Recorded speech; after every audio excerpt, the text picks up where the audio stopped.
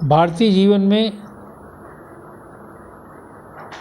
आज के विशिष्टों में नारी के गुणों को कैसे व्यवस्थित किया जाए, इस विधा को समझने के लिए उन्होंने वैचारिक रूप से कहा, आध्यात्मिक रूप से देवी गुणों में विशिष्ट करके गुणों को दर्शाया है।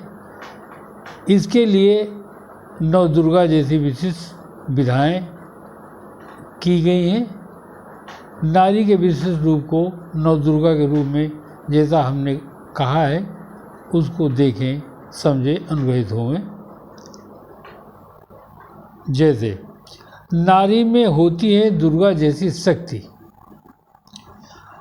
अर्थशास्त्री विजय रत्ना ने नारी शक्ति हेतु कहा, नारी में होती जीवन शक्ति जिससे समाज चलता। महिला जीवन भाव में दुर्गा जैसे आत्मशक्ति होती। नारी सजीवित में 9 विशिष्ट शक्ति रूप में होती। नारी सजीवित रूप में 9 शक्ति भाव में रहती। हर साल आराध्य विशिष्ट को अंतर्दिल से मानते। शक्ति आराध्य मतलब व्यक्ति में आ जाए उसका ज्ञान। भौतिक ब्रह्मिक संभाव हेतु सभी उसे श्रीमती रूप कहते। ब्रह्मिक विधा की वो संरचित विशिष्ट विधा है, वो मानव के रीढ़ मूल में समाकर भाव को देती। लोग राजयोग व चक्रपाण योग विधा के द्वारा नारी के विशिष्ट गुणों को जान समझ लेते। आध्यात्मिक नारी सत्य को दुर्गा जी जैसी मानते। उस विशिष्ट सत्य को 9 विशिष्ट शक्ति रूप में पूजते। प्रतिदिन के रूप को उसके वांछित भाव को समझते। व्रत रूप रहकर विशिष्ट गुण के भाव को अपना लेते। जीवन का आवश्यक गुण आराध्य भाव से लेते। सांसारिक की वजह उसे आच्छादित नहीं कर पाते। 9 के प्रतिदिन आराध्य नारी के भाव गुणों को पूजते। नारी विशिष्ट शक्ति को नाम और गुणों से कह देते। शैलपुत्री, ब्रह्मचारिणी, चंद्रघंटा, कुष्मांडा, स्कंदमाता, कात्यायनी, कालरात्रि, महागौरी, सिद्धिदात्री है विधा। मतलब ये स्थिरता, दृढ़ता, शांत भाव में शालीनता, समर्पण, क्रोध में नियंत्रण करने की विधा और जरूरतमंदों की सेवा, सामंजस्य, निभाव से सेवा, कर्मशीलता, हमेशा खुश रहने का भाव उनमें होता। उक्त विशिष्ट गुणों से नारी प्रेम व भय से मुक्त होती। जीवन में भय प्रत्यक्ष दृष्टि के कारण हो जाता।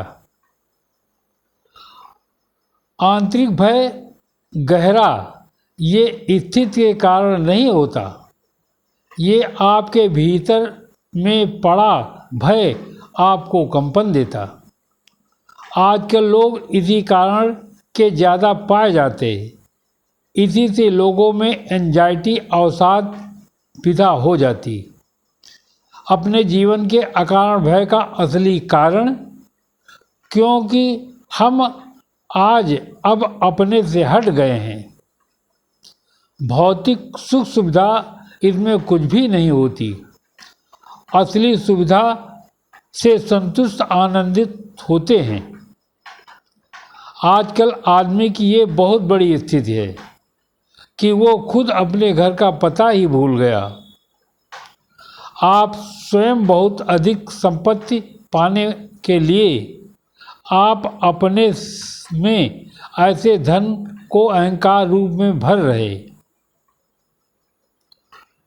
लोग उसके अंदर खालीपन को दूर नहीं कर पाते, जबकि मनुष्य की जड़ें उसकी आत्मा में बसी होती। उसके ऊपर लोलुपता की मोटी परत चढ़ी होती। ऐसी विधा में उसके नीचे आत्मा कराहा करती। उससे मुक्त के लिए आपको ध्यान करना होगा, उसके अलावा अन्य कोई विधा नहीं होती। ध्यान का मतलब खुद की पहचान स्वयं करें। महात्मा बुद्ध ने कहा, सील से भय कट सकता।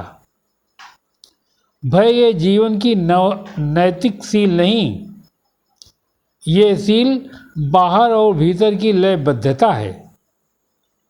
केवल हमारे विचार आचरण में एक रास्ता है। जब आप असत्य बोलते तब आप कांप उठते, उतना ही कांपते जितना आप भय में शक्ति दे रहे। क्रोध, घृणा, विद्वेष, ईर्ष्या नकारात्मक भाव देती। जब आप क्रोध करते, घृणा करते, क्रोध से भरे होते तथा विद्वेष से भरे होते, ऐसी विधा में आप कांप जाते। आप ईर्ष्या से भरे तब आपके भय का भाव बढ़ता। जीवन की ये सभी चीज़ें जो भय का भोजन हैं। जीवन में कुछ ऐसी चीज़ें जो भय को घटा देती हैं। घृणा के बाहर जीवन प्रेम वो भय को घटा सकती। जब गहरा प्रेम होता तब भय नहीं आ सकता। सच्चाई, प्रेम, धैर्य, करुणा, क्षमा वो सभी को देता शीलता। विजय रत्ना ने कहा, जीवन में विशिष्ट भाव स्थान रखें, तभी आपका भय जीवन से विसर्जित हो सकता है। धन्यवाद। रन बहादुर सिंह। कृपया इसको ध्यान करें।